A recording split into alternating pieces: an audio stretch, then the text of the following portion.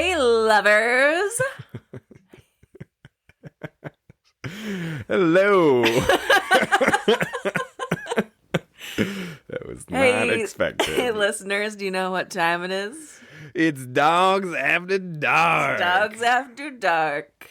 Dogs at Dusk. Dogs at Dusk, really. Really is what it is. It is. And, when isn't Daylight Savings Time? It is tomorrow. No, Sunday? it's like, Sunday? yeah, it's like Sunday. It's this weekend for sure. Yeah, it's this weekend. So it's going to be really dusk at this time next week. Totally. Yeah. Right? Totally. Yeah, that's how that works, I'm pretty sure. Yeah, or no, more light. Yeah, more light. That's what I'm saying. Totally. Oh. Yeah. No, I got it now. Trying to look I know. out I'm thinking about the sun. Yeah. Thinking about the position of the sun. Nice. Yeah. So Dogs After Dark, sipping on some brews. I'm drinking a Sierra Nevada hazy little thing. I have a Two Falls hazy that I stole from my work beer fridge. So thanks, work. I do have a second beer locked and loaded over here. I think is this the same as yours? Yeah, it's similar. Okay. Two Falls hazy IPA. Yeah, so What's the brewing company?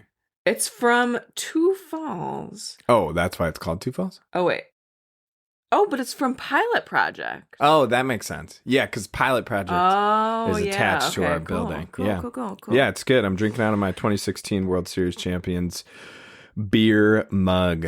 Go Cubs, go. I wasn't given a mug, so I'm just drinking it out of the can. I forgot to But yeah, so, wait, did we have any corrections from last week? What was last week again? Last week was Tim Tebow and Johnny Manziel. Yeah.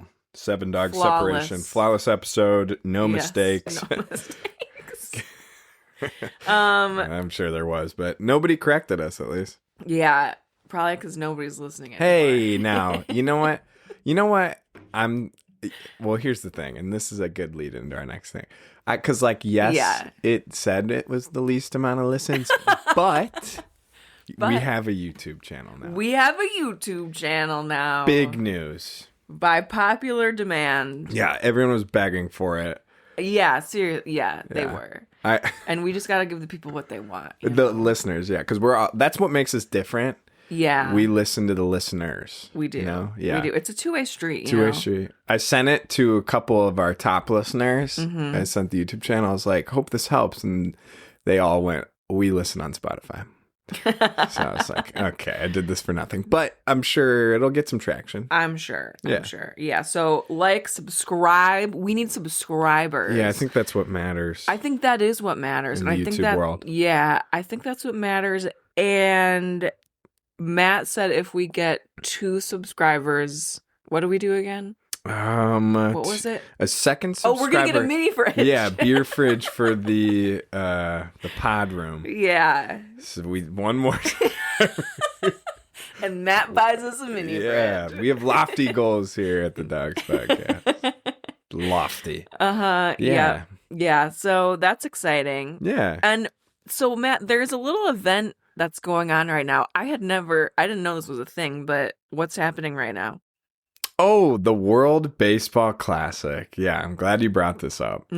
Yeah, I mean, it's awesome. It seems like you're excited about it. I am very excited about it. I mean, I just feel like I've been more into baseball these days, no matter what. I listen to Talkin' Baseball. Shout out another podcast. I have nothing to do with it. Those guys are awesome, though, and it's very entertaining. And yeah, so the World Baseball Classic, dude, I feel like it's just gotten bigger and bigger over the years. More and more of the best players seem to be playing, especially for the U.S., and seems like the U.S. has a pretty good shot this year. We got a couple, usually it sounds like the U.S. has some guys, but not a lot of pitchers opt in, and the 2 best pitchers of this whole, I guess you could say generation of MLB. Okay. How long has this been a thing? It's a good question. Why is this the first time I've ever hearing about it? I mean, I don't think a ton of people are usually locked in on it because it's kind of that awkward time before baseball actually starts. Okay. But I think it's awesome, and it seems like a lot of the big guys are in it this year. So cool. I'm super excited. It's what on are the your TV predictions? upstairs. What do you think is going to happen? Well, thanks for asking me that. Here's the thing. I think you can write the script now. I mean, I do think there's a couple other teams that have a shot, but I think we're going to run it back U.S. against Japan, and U.S. is going to take the cake this time. That's really? Yeah. Who won last year? Well, it's not every year, but yeah, it's every 3 years. I think so, or 2 or 3. But yeah, Japan won the last one. Shohei Ohtani struck out Mike Trout in the last at bat. It was freaking electric. Must watch TV. So I'm going this year. The U.S. is going to take down Japan. Shohei's going to be crying like a little. Nah, he's awesome. Shohei's amazing. And Seiya Suzuki's on the Japanese team. So. Suzuki. Yeah, so that's my pick. If you're curious about a dark horse team of mine, I'm gonna go Venezuela. Okay. Really? Yeah, Venezuela. If you look at their roster, it's like kind of nuts actually, and you'll recognize some of these names. Ready? So William Contreras. I know him. Yeah. Brewer, Michael Garcia, you don't know him. Eugenio Suarez, legend. Gleyber Torres, Wilson Contreras, you know him. Salvador Perez, he's amazing. Ronald Acuna Jr., former MVP. Jackson Chourio, yeah. Brewer as well. Seems like their pitching's a little light, but they have my boy Palencia, who's a Cub. They just got a lot of good guys. So Matt, tell the listeners our connection to Wilson Contreras. Other than him being a Cub. Well, no. Remember we saw him? Remember we saw his first at bat? I don't remember this. You tell me. I actually don't remember this. Swear to God. We saw Wilson Contreras first at bat. I think we did. We might have. And he hit a home run. Yeah, that sounds right. Do you remember this? I remember him hitting a home run. We were there? Or were we just like watching on the TV? We were either there or we were watching it. I'm pretty sure we were there, though. Either, maybe... Do you think they were playing in Wilson Milwaukee? Contreras hit a 2-run home run on the very first pitch he saw in his MLB debut on June 19, 2016. We could have been there. Okay, well, where was it? Is that the game that we took Dad for Father's Day? Either that or the one... Against the Pittsburgh Pirates at Wrigley Field. Was that the one we went at Wrigley Field? He pinch hit for Kyle Hendricks in the 6th inning. I mean, this is possible. Is that the one we went to with... With Dad? Or the one we went to with... Michael when he had to pee? Oh, maybe. I mean, the timeline, yeah. I think it's when I Michael think when that's he had what to pee. happened. Yeah, wow. Glad we figured that out. Wilson Contreras, dark horse on Venezuela. All right, and that's all the time we had today. Thanks for tuning in. World Baseball Classic episode out. No, Matt, what are we really here to talk about today? Yeah, so this is a fun one. This is a fun one, and I have a big shout out to my dear friend Nicole Bergamo for this idea. Is she a regular listener? She's a regular listener, actually. And you know what? I just really appreciate her because she listened to my old podcast too, like all the time. Mm-hmm. And she always sent in ideas or like just like things that I knew she was listening and listening in length, not just like tuning into the first minute, you know. So anyways, her idea was to do fun mascot stories. And she had one particular story that she thought was cool. She was like, you guys don't have to take this idea, but here's like could be fun. And we're doing that today. We're doing it. So see, this is another example of us listening to the listeners. Listening to the listeners. We're giving the people what they want. That's what makes us different. Dare to be different. Yeah. Dogs Podcast. Katie, who are some of your favorite mascots? If you have to name a few. Yeah, and you why, asked maybe? me this, and I realized I didn't really have any. Yeah, but no, whenever somebody is talking about weird mascots, I bring up the Lake Forest Academy. Oh, that was like it's a high school in our hometown, basically, where all the rich kids went. Not our high school. No. Go Scouts. The Lake Forest Academy, they were the caxies. What's a caxie? It is the sound, like the ribbit a frog makes. That's awesome. Yeah. That's super cool. It's not even like the frog. It's the sound. I love that journey for them. Obviously, I have to say Bucky Badger. Bucky's pretty sick. He's a good guy. Yeah. He is. Always doing push-ups. Mm-hmm. Yeah. And I gotta say Bango. Yeah. Bango the Buck? Yeah. Yeah, Bango's cool. He's a good guy too. He is a good guy. Mm-hmm. Bucky Badger, has anyone ever, like, is there a reason why his, like, head is matte, like, upper body seems to be huge and, like, he's got little That's leggies. a good question. I don't know. Like, it always looks like he's gonna, like, topple over. He But I guess does have a big head. But don't they all kind of have big heads? I think so, yeah. I think a lot of them do, but it seems like some of their bodies his is, these like, days are more especially proportional, and Bucky's Maybe is it's like... more like the shape of it that makes it seem like that. Because it kind of Maybe. juts out. I don't know, dude. It looks like... Yeah. Yeah. Yeah. Well, who are your favorites then? All mine reigned from the state of Pennsylvania. Really? Yeah. Only one homer. I got to go with the Nittany Lion. Actually, I didn't write the Nittany Lion until I saw that you put Bucky Badger. So I was like, Wait, what's yours named? I don't think it has a name. I think he's just the Nittany Lion. Yeah. What? Yeah. There's no way. I'm almost positive. If it's like Nick or something, I'm gonna feel bad. But I'm pretty sure it's just the Nittany Lion. Okay, wait. What? The official... Okay, you're right. The official mascot of the Penn State University is simply named the Nittany Lion. Suck it. Oh, wait, never mind. Yeah, that's it. Period. Then I thought... Introduced in 1904 by a student named Harrison D. Joe Mason. Oh. Yeah, I will say, and I think they try to keep the Nittany Lion costume like very similar to the OG one, and it's terrifying. Weird. It's terrifying. It looks it's super like scary. Those Easter bunnies from like the 50s. Yeah, like the teeth are super sharp. And, yeah. But I like the Nittany Lion. He's fun. He's always up to some antics. But I also, and this might be like kind of cliche and silly, but like the Philly Fanatic is freaking hilarious. And now the Philadelphia Flyers have Gritty. And Gritty is freaking funny, dude. I'm gonna Google him. Yeah, Gritty when he first came around, he became... Ooh, I don't like him. Dude, he became a meme though.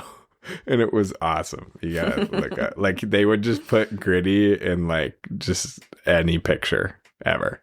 Just Gritty would be there. It was fun. Like him. Okay. It's fun. Cool. So yeah, those are some of our favorites, but we have 3 very interesting or cool mascot stories. But I think before that, maybe you want to talk about where mascots kind of came from, where this all started, what the heck is a mascot, and like some highlights of like early mascots or some mascots over the years.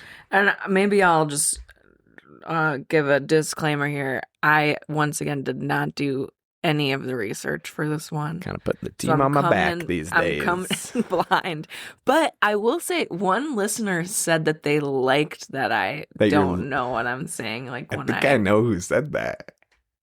Dad. Yeah. Pretty sure Dad said that at dinner the other day. Well, so now I feel empowered by that. So thanks, Dad. Yeah. But yeah, okay, let's talk about it. The word mascot originates from the French term mascotte. Mascotte. Kind of sounds like my name, Matt Scott. It does. Yeah. Mascotte. That means lucky charm, which I was a French major and I didn't know that. Huh. But so this was used to describe anything that brought luck to a household. The word was first recorded in 1867 and popularized by a French composer, Edmond Audran, who wrote the opera La Mascotte, performed in December 1880. The word then entered the English language in 1881 with the meaning of a specific living entity associated with a human organization as a symbol or live logo. Wait, what? Yeah. Okay. Oh, okay. So then it entered the English language, meaning a living entity associated with it. Okay, that's weird. However, before this, the terms were familiar to the people of France as a slang word used by gamblers. The term is a derivative of the word mascot, meaning sorceress or witch. She's a witch. Before the 19th century, the word mascot was associated with inanimate objects that would be commonly seen, such as a lock of hair or a figurehead on a sailing ship. Okay, so that's like the luck part, right? Yeah. From then on to the 20th century, the term has been used in reference to any good luck animals, objects, etc., and more recently, including human caricatures and fictional creatures created as logos for sports teams. Okay, so honestly, that was the perfect thing for you to read because it included French, your major, sailing ships, which you sailed, And mascot. and Mascot. and human caricatures. Because that's me. That's you. Mm-hmm. Yep. Yeah. So let's talk about some of the early mascots. Yeah, some highlights. The Yale University Bulldog, Handsome Dan, widely recognized as the first official college sports mascot in the United States, debuting in 1889. Early mascots were often live animals or children believed to bring good luck to teams, with Chic in 1883 baseball and various 1880s team children, Such as Little Nick. such as Little Nick, appearing before the Yale mascot tradition. Which I think is creepy AF and like kind of fun.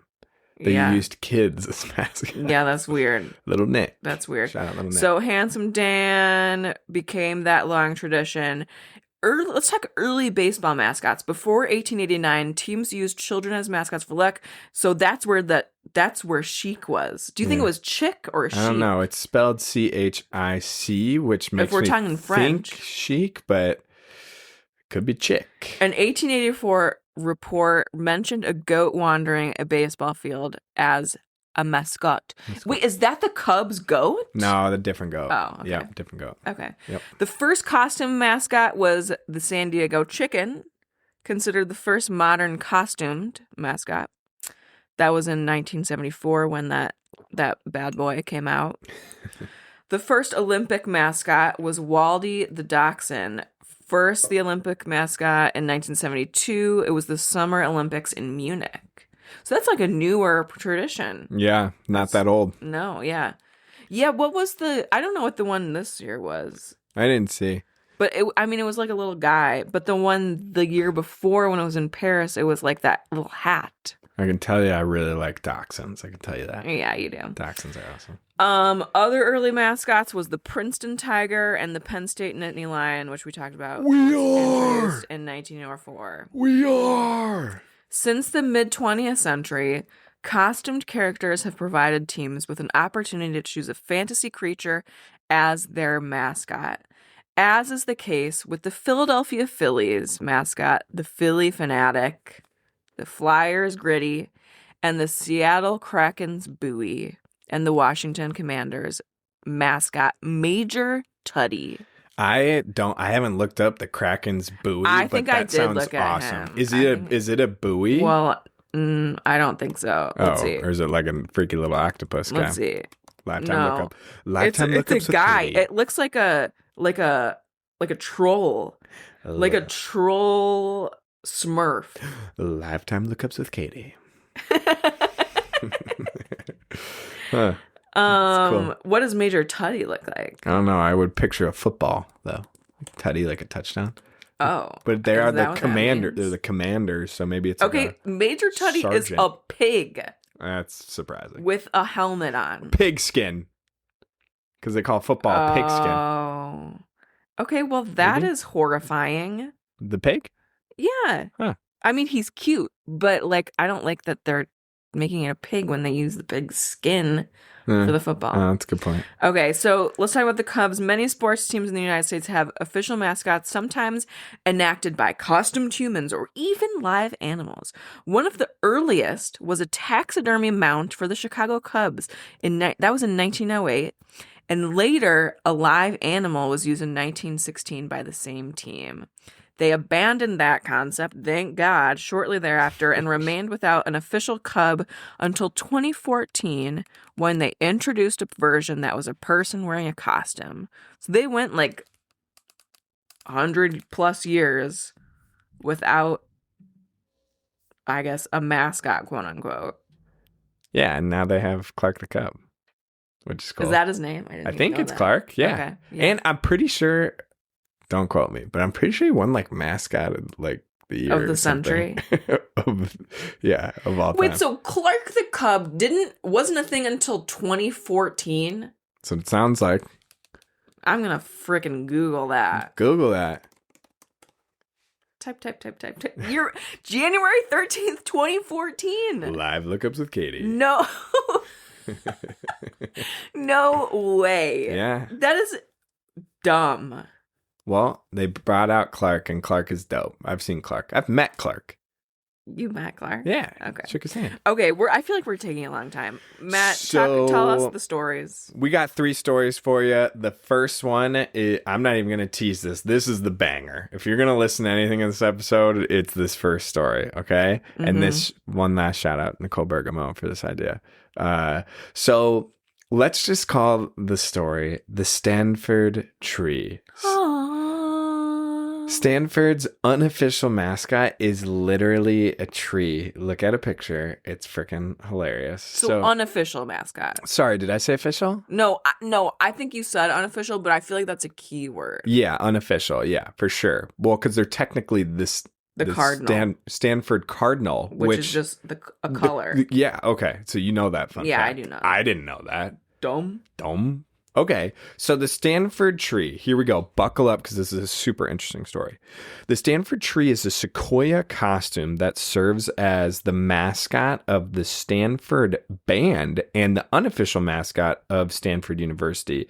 Like we just mentioned, Stanford's athletic teams are actually called the Cardinal, referring to the school's color, Stanford Cardinal Red, not the bird. And the university does not have an official mascot. The tree, however, has become one of the most recognizable symbols of the school. So here is the story. Buckle up. Here we go. I feel like the thing I know about Stanford is that their band is like weird. Their band is weird? Yeah. What do you mean? Like, I just, like, when they come out, like, when they're performing, they're like, they don't dance like in sync. Yeah, look it up. Okay, well, I'll do that. Sorry, continue. No, I'll do that later. So, here's the story. We're going to call this the Phoenix 5 heist, okay? So, we're going back to October of 1998. Matt Hall was just turned 1 years old. In the early morning hours of October 17th, 1998, 5 students from University of California, Berkeley, Cal, stole the tree from the Stanford Band Shack during rivalry week leading up to the annual big game football matchup between the two schools, okay? So the group, this Phoenix 5, were members of the Mu chapter of the Theta Chi fraternity, Theta Chi till I die, later dubbed themselves the Phoenix 5 using pseudonyms Mr. Black, Mr. Green, Mr. Orange, Mr. White, and Mr. Yellow. What? Okay, so they named themselves the Phoenix 5. That's so lame. Correct. Yep. They initially set out to steal campus signs, a common big game prank, but after attending Stanford's Cardinal Chaos basketball event, which sounds tight, and noticing the tree being transported back to the band shack, they followed it, waited until the building emptied, and entered through an open window around 4 a.m. After locating the costume inside, they removed it and drove it back across the bay to Berkeley. That is dedication. The group later described the theft as a spontaneous crime of opportunity, not a premeditated plan to kidnap the mascot, okay?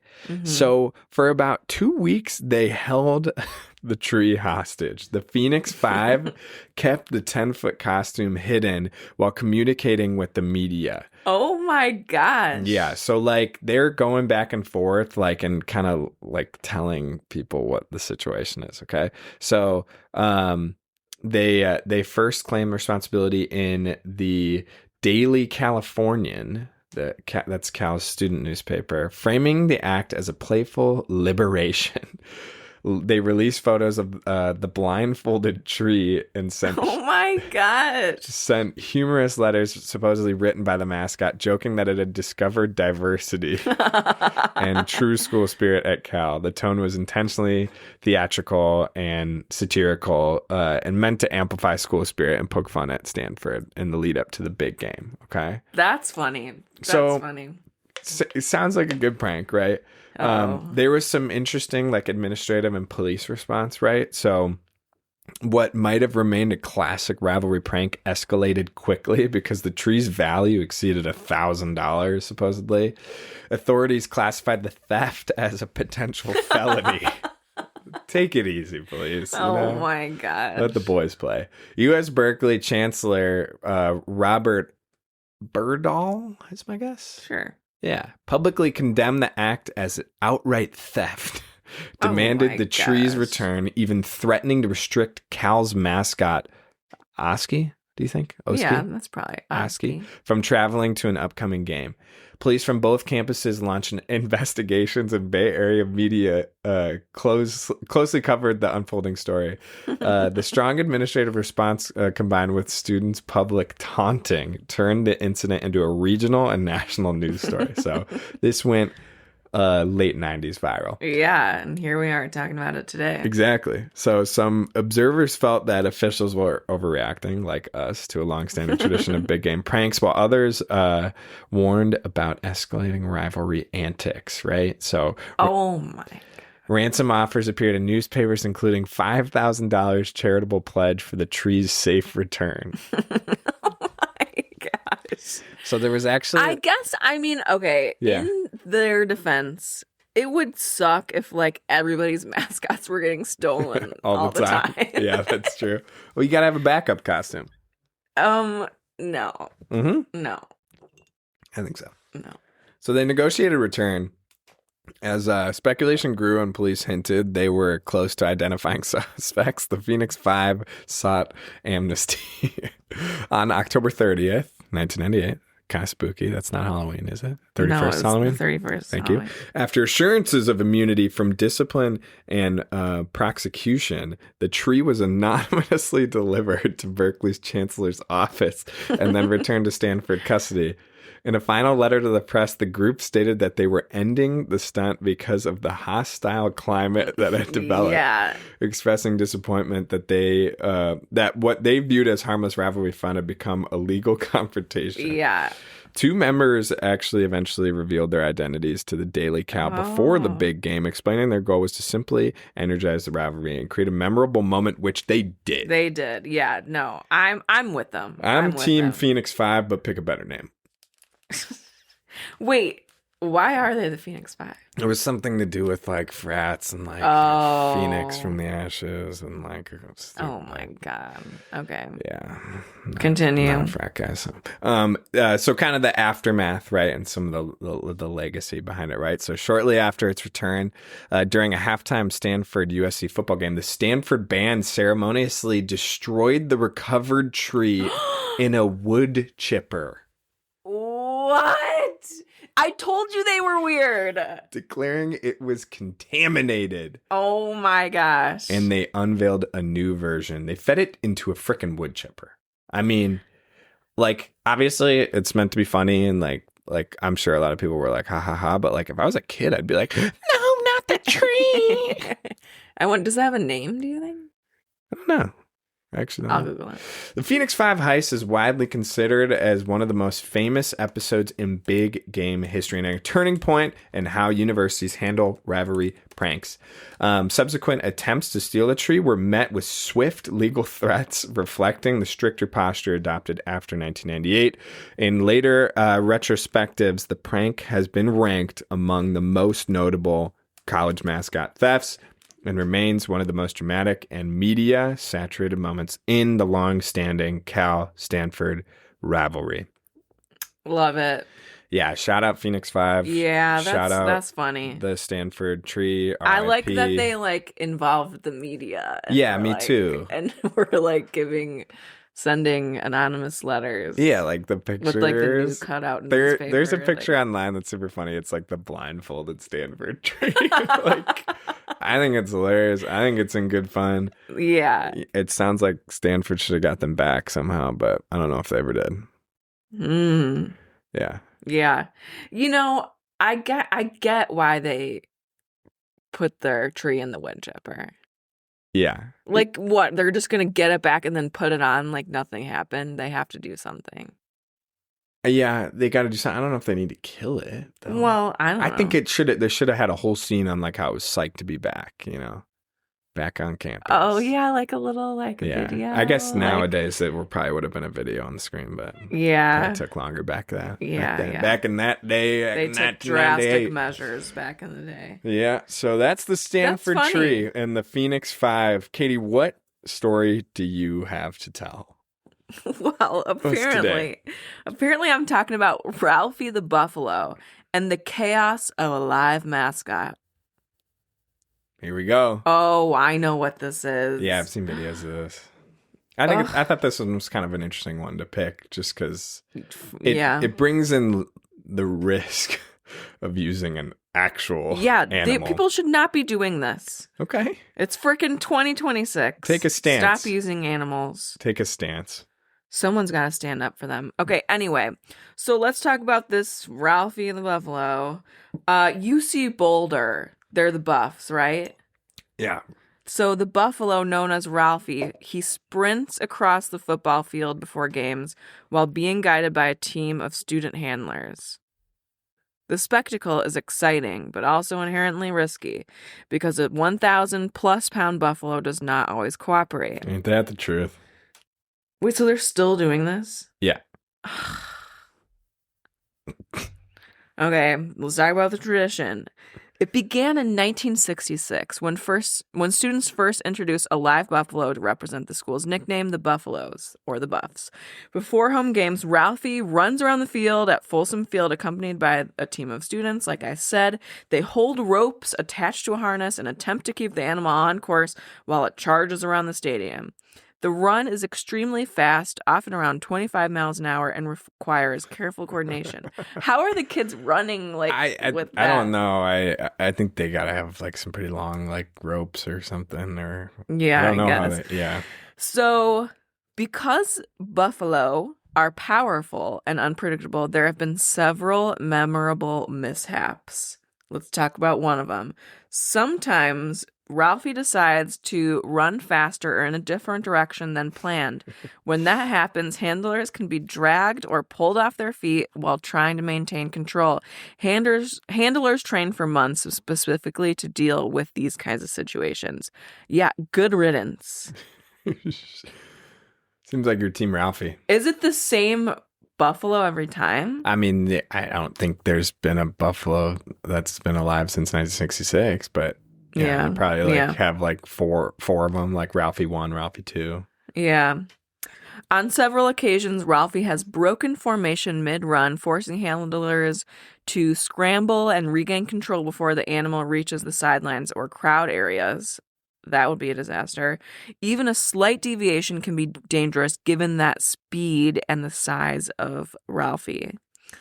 There have also been some close calls with cheerleaders, photographers, and sideline staff when Ralphie has come closer than expected during a run. This is why the path is now carefully cleared before each run. Let's talk about the strict training and selection. Because of those risks, the program is extremely structured today. The student handlers go through a competitive selection process and rigorous training. The buffalo is gradually introduced to noise and crowds. Good. Safety protocols, the multiple handlers, and backup personnel are present during every single run. Ralphie is actually always a female buffalo because they're super sweet and nice. Because they're generally smaller and easier to manage than males. And super sweet and nice. And super sweet and cute and nice.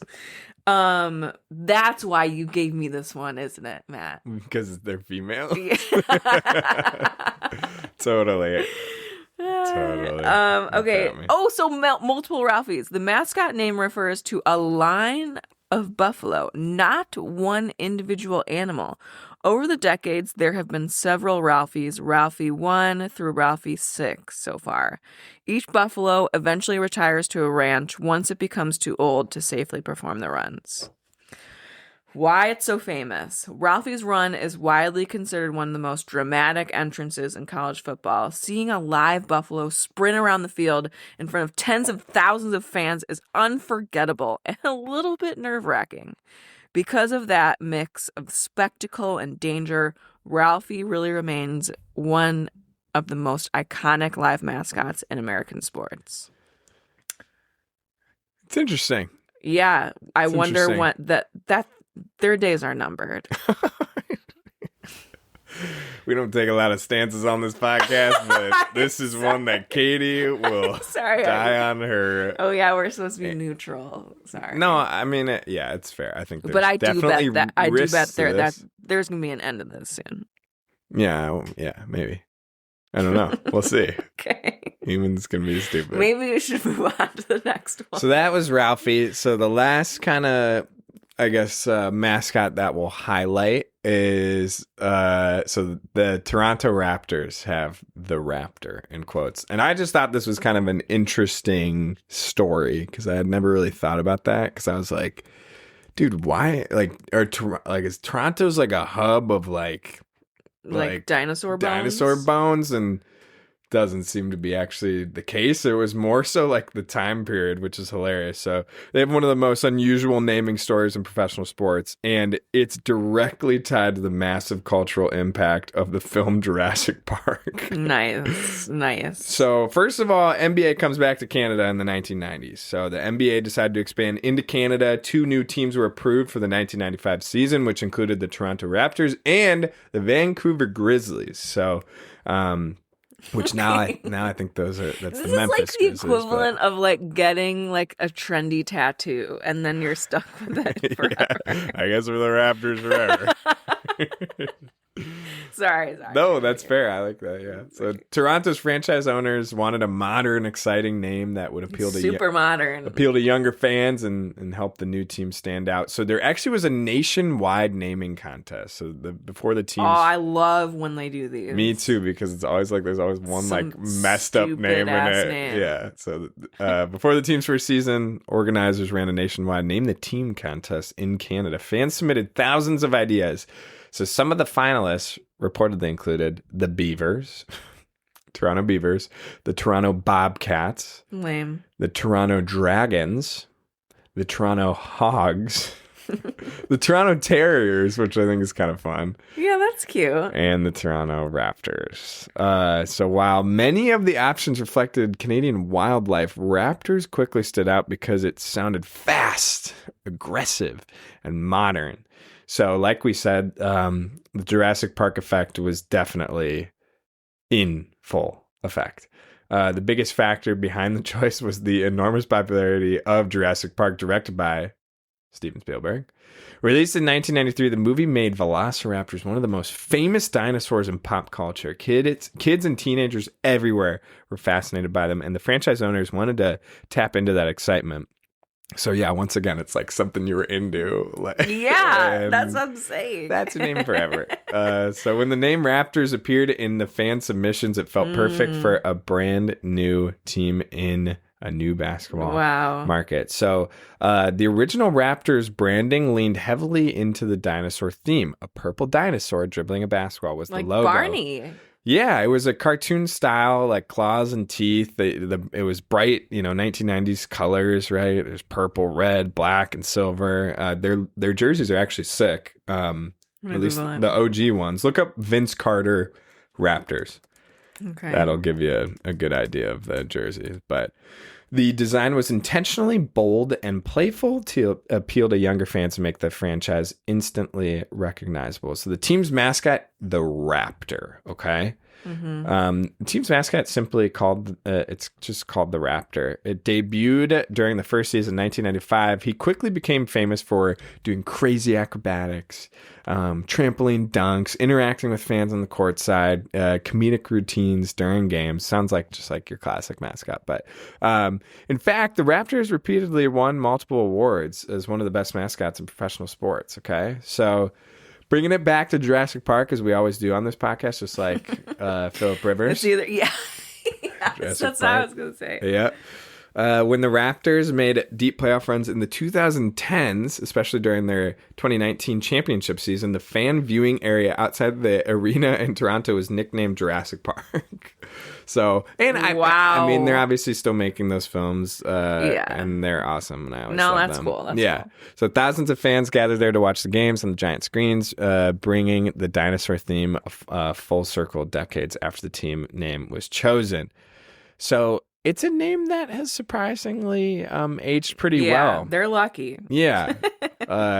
Interestingly, many of the 1990s team names tied to trends didn't age well, apparently, but the Raptors did. What started as a reference to a movie craze became one of the most recognizable identities in basketball. And, especially after they won that 2019 NBA championship. Little fun fact to round out this story. The team originally considered names like the Toronto Towers. I wonder if that's because of the ring. Or not the ring. The Lord of the Rings. I was like, the ring? What? As well as the Toronto Dragons, but executives later said Raptors just sounded faster and more intimidating. Yeah. Yeah, Toronto Towers. That's not Toronto Towers, is it? No, it's got to be Towers. Yeah. Well, I don't know. I didn't do this, but... I did it, but sometimes I write things and I don't look into them. I just trust them. Yeah, I'm not finding anything about that, so... We'll look into it, or we'll correct it next week when I'm wrong. Yeah. So, there's definitely some other short ones I wanted to highlight. Do you want to take these one by one? Sure, yeah, let's rip it. Okay. Scottsdale Community College... Their mascot is Artie the Artichoke. That one's sick. I read it. There's not a lot of info on that one. Obviously, probably as a community college wouldn't have a ton of info. But what I can tell you is it sounds like there was literally an artichoke stand across from the college. And the students named it that. And that's so cute. They were pissed. And then the name stuck. And now it's famous. So they're the Fighting Artichoke. Yeah. So something a little bit more naughty, but Rhode Island School of Design named their mascot Scrody. Because they're called the Nads? Mm-hmm. Okay, wait a second. Is the Nads short for something? I don't know, but they're called the Nads, and I think the mascot's name is Scroty. What the heck? Live lookups with Katie. They just say go. They're just the Nads. Yeah, but I think it's Scrody. I know it's. Yeah, no. I know. It is Scrody. Yeah. So it's friggin' weird. So University of Okay, apparently he's the unofficial mascot. Okay, well that's actually, the frickin' tree. The character is a giant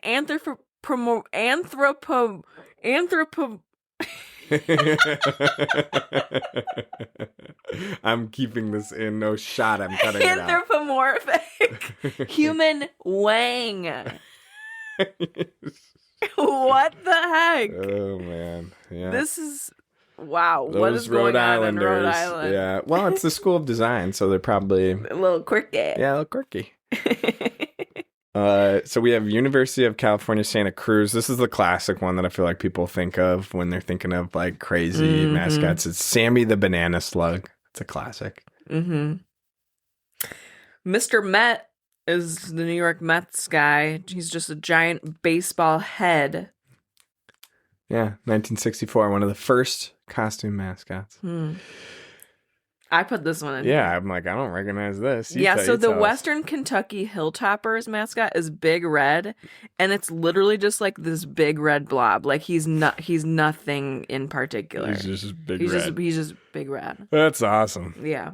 Mm-hmm. That's awesome. So that's Mascots, guys. Hope you guys enjoyed that. Yeah, that was fun. Yeah, there was more to that than I thought, but that Stanford Tree story is an all-timer. Yeah, that's good. Yeah. That's good. Yeah, so I think it's time, Katie. It's time for Big Dogs of the Week. Who wants to go first? You go first. Okay, I'll go first. So my big dog of the week is a little bit unconventional this week. I feel like it's always unconventional. I saw this article in the New York Times, and I was I was struck, and I'll tell you why. So my big dog of the week is Andrea Pavan. I think that's how you say his name. He's an Italian golfer. He's rated or ranked 249th in the world. He's 36-year-old. He was born in Rome, but is a Texas A&M alum. He, Matt, fell down. Okay, wait. Why are you saying this so cheery? No. Okay, yeah. Let me fell set down. the stage because it's not funny. Oh, it's not okay. funny. I am smiling. So he's in South Africa for a golf tournament. He's staying at this hotel. He's like getting in the elevator, like to go to this tournament thing. Yeah. Steps into the elevator. The elevator wasn't there. The doors opened to nothing, to the elevator shaft. He walks in because he wasn't paying attention. He fell down 3 floors. Oh my God. Into the elevator shaft. Oh my God. He has since been discharged from the hospital. He's expected to make like a pretty good recovery. But let me tell you, I was struck because like I feel like if it were like a big like celebrity or something, they would be like pissed that this happened. But he was just like so thankful that like here's a quote from him. Yeah. He said it truly feels like a miracle to be able to walk and to start to do some basic activities, although at a very slow and careful pace. I would like to thank all the MediClinic staff, all the surgeons, nurses, and everyone who has made this incredible recovery a possibility. So he's just thankful to be alive at this point. Yeah. And I just really appreciated that because I would be kind of pissed. Yeah, for sure. Wow. Yeah. He said, thank you to all the friends, family, sponsors, people who reached out. Sorry I couldn't get back to all of you yet, but my heart is overwhelmed with love and joy. Wow. So he's expected to make a full recovery, but that road to recovery is supposed to be very long. But that small step of leaving the hospital is a good one for sure. Wow. Quite the big dog of the week. That's not what I expected. Sorry. No, that's interesting. I wish him a speedy recovery and hope he's back out on the links, sooner rather than later. Yeah, I hope so. So good. Best wishes, speedy recovery to you, Andrea. Maybe a PSA for all our listeners. Take a look. Look has unlocked a new fear. For sure. Elevators are freaky. They are. Have you ever been stuck in an elevator? No. I wish, Matt. Why do you wish? Because one time, like, all my friends got stuck in an elevator and it's without like the me. Best story ever. Well, it's a story, and I feel so left out. Yeah. But apparently it wasn't fun because I think everybody was kind of drunk and then they got sober and then they had to pee and then people were like panicking.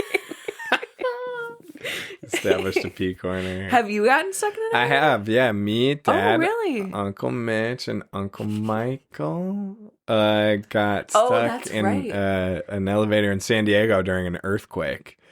I didn't realize you guys got stuck. Yeah, and it wasn't super long, but the lights went out. It was long enough where I think we were a little freaked out, and all-time story was we get upstairs finally, and Grandpa Hall comes out from the hotel room, like he kind of pushes aside a maid and a maid cart, and he's just in his tighty whities, no shirt, no pants, and he goes, "Did you guys feel that?"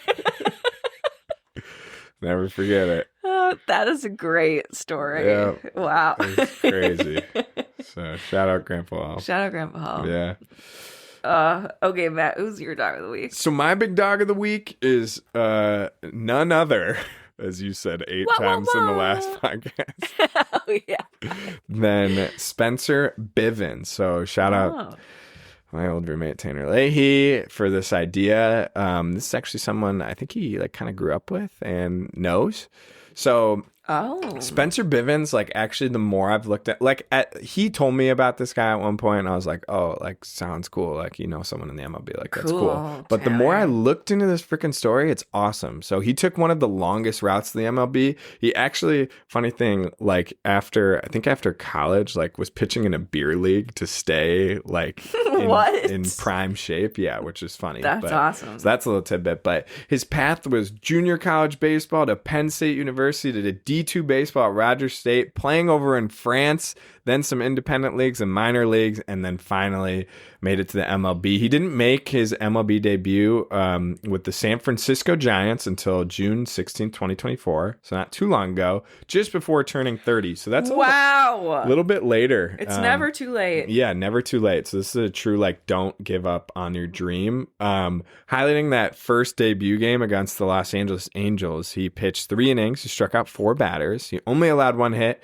and he earned the win in this first MLB appearance. So, yeah, not that many pitchers get a win in their very first big league game. Oh, that's so cute. Something cool that I also wanted to highlight in his first start, right? So not his first game, but the first game that he started, right? Mm-hmm. He struck out Shohei Ohtani twice. What? Imagine being able to say that. Like, you struck out the best player of all time twice. The first game that he started. So very cool. Cool. Yeah, so like I said, he played baseball in France. I didn't even know that. Did they have a freaking league? I didn't really know that either. But yeah, he was playing in France. He also plays with type 1 diabetes, which is kind of crazy too. So he has to constantly manage his blood sugar and insulin levels and stuff. So yeah, kind of interesting. Okay. He was an undrafted player too. Yeah, never drafted, but he did climb quickly through the system once he was signed to a minor league contract in 2022. So he went from single A to double A to triple A and made it to the MLB within 2 years. So that's pretty quick. And now he's kind of become a reliable bullpen arm. So he's really appeared in dozens of games as a reliever. He's built a pretty good reputation as a dependable bullpen pitcher that can pitch multiple innings. So not necessarily a superstar, but this guy's a dog. Wait, what's a bullpen pitcher? Coming out of the pen. Someone starts the game. So he's not someone who starts. No, he's not someone who starts. Yeah. He has started games. He started games. Yeah. Wait. For the most part, he's a bullpen pitcher. He's a reliever. Okay. You know how it's like like a Aroldis Chapman comes out of the Chapman. bullpen. Yeah, okay. Nice. Katie's learning lifetime. So yeah, pretty cool. Shout out Spencer Bivens. Cool. We'll probably never listen to this, but shout out Tanner Leahy. So he's playing. He's playing. Yeah, now. He's balling. He's still. Cool. It's funny. Let me talk about Talking Baseball, that other podcast. Talking second baseball. time. I knew I was talking about Spencer Bivens today, and they go through each team before the season. They're talking about the Giants, and I'm like, I wonder if they're going to talk about Spencer Bivens. And they freaking did. They were like, I got Spencer Bivens in the bullpen, so that's cool. Like, cool. Yeah.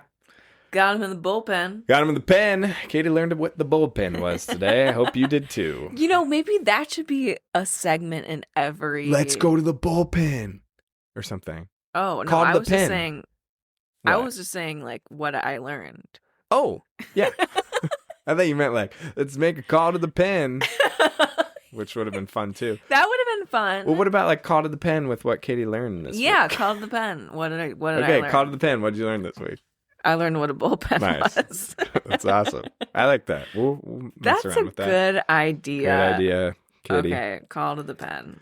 So episode 8 coming to a close here. Mascots, kind of an interesting story. Yeah, that's fun. That's a real fun one. Thank you, listener Nicole. Yeah, more there than I thought. Dogs or mascots can be dogs too. That they can. Yeah. Yeah. For sure. So we're 2 away from episode 10. Did you know that? We're 2 away from episode 10. We're 1 subscriber away from, a mini beer fridge in the pod room. Who's it going to be? But you know what episode 10 means, right? I Merch. Yeah. So what, do you have something you want to shout out about merch? Like, Well, I'm just gonna. All I can say today is it's gonna be lit. It's gonna be tight. Dope. I've had people reaching out. It's gonna be swag. I've had people reaching out, so I know people are curious. Really?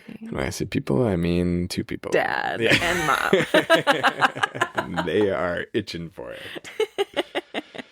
Yeah, so cool. that's exciting. Well, this was fun. Thanks for doing the research, Matt. Yeah, thanks for reading it out loud to the people. And thank you, listener. Thank you, listener, for listening.